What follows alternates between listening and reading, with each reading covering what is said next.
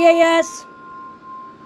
The National Weather Service in Milwaukee-Sullivan has issued a special marine warning for Lake Michigan near shore and open waters to mid-lake from Port Washington, Wisconsin to Winthrop Harbor, Illinois, until 10:15 p.m.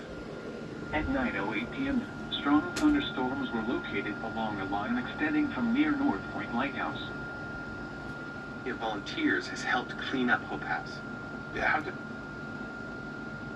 30 Normalcy. It'll take some time for us to... Hey, what was...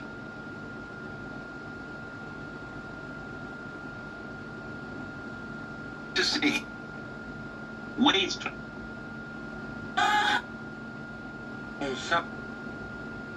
They're home. Now here is the hazardous weather outlook for the open